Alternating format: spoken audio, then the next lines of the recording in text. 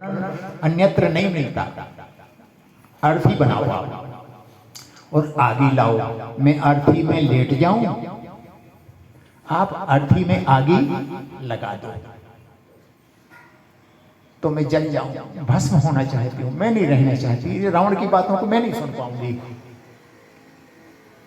तृष्टा बोली, निसिन्या अनल मिल सुन सुकुमारी।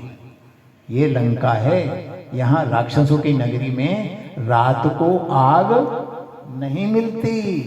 और ऐसा कह के घर चली गई। लकड़ियां थीं, आगी नहीं थी। अब विरह वर्णन देखिए कितना सुंदर है। सीता जी की नजर कहाँ जाती है? आकाश में। देखियत प्रगट गगन अंगारा, अवनि न आवत एक तारा। ये जो तारागण हैं ये आगे जैसे दिखाई देते। एक अंगार टपक जाए तो मैं अर्थी में आग लगा लूं और जल जाऊं। लेकिन अवनि न आवत एक तारा, पावक मय शशि। चंद्रमा भले ही होगा संसार भरे को शीतल, लेकिन मुझे तो ऐसा लग रहा है जैसे आग का गोला हो। पावक मय शशि, सर्वत न आगी। इतना बड़ा गोला ऊपर है आग का, थोड़ी सी आगी टपका दे तो मैं जल जाऊं अर्थी में।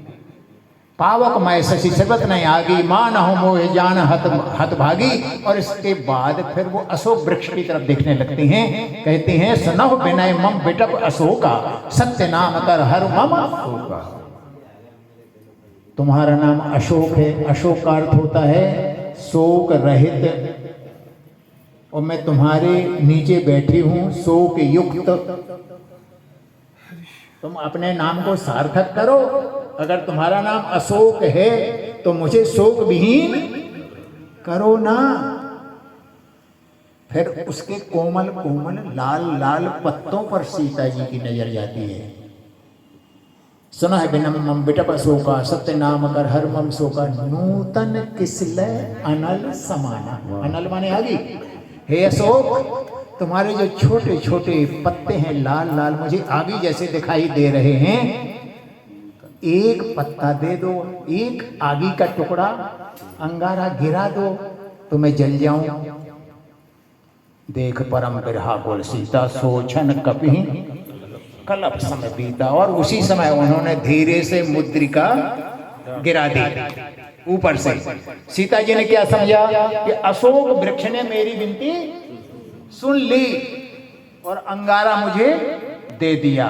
तो कोशिश की सीता जी ने कि मैं अब अंगारे को पकड़ूं और अर्थी में आगी लगाऊं। नजर गई तो वो मुद्री दिखाई दी। अंगारा नहीं था बल्कि मुद्री थी। मुद्री में लिखा था राम। सीता जी सोची, माया ते यश रच नहीं जाई। सीता मन विचार कर नाना। तो फिर ऊपर से मधुर वचन आए तो बोले, तुमने बहुत अच्छी कथा सुनाई है, तुम नीचे आओ। हनुमान जी नीचे आते हैं और सीता बहुत सुंदर वर्णन है। भारतीय नारी का आदर्श चित्र है। हनुमान जी जब प्रकट हुए तो बंदर के रूप में, देखा तो था नहीं कभी। उनके बारे में तो ऐसा कहा जाता था कि चित्र लिखित कपि देख डराही। ये सीता जी यानी सुकुमार सीता राजा के घर में पली और राजा के घर में ब्याह के बाद आ गई।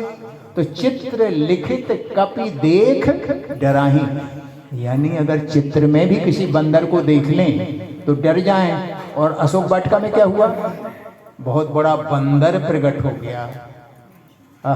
तुलसीदास जी ने क्या चौपाई लिखी है, फिर बैठी। फिर बैठी का मतलब क्या होता है? जो ऐसे बैठी थी हनुमान जी सामने, ऐसे फिर गई अबाउट टर्न। कि अभी अभी रावण गया, एक मायावी गया और ऐसा लगता है कि दूसरा मायावी आ गया, तो फिर बैठे और मन विस्मय भयऊ, अचंबा हो गया कि मामला कुछ गड़बड़ है। लेकिन फिर उन्होंने सत्य शपथ करुणा निधान की, ये शब्द बोला हनुमान जी ने। सत्य शपथ करुणा निधान की। भरोसा हो गया। लेकिन बोले ऐसे ही हैं सब तुम्हारे जैसे बंदर। छोटा सा तो रूप लिया था हनुमान जी ने। तो फिर बड़ा रूप बनाया, बोले नहीं माता जी, तो फिर बड़ा रूप बनाया उन्होंने। यहाँ तक की कथा अपन लोग लगभग पढ़ चुके हैं और इसके बाद अब 15 दोहा का फिर पाठ करेंगे, यानी 25% सुंदरकांड कंप्लीटेड हो गए, है ना। 75% का पाठ होना है ना। आगे चलते हैं। हाँ हाँ।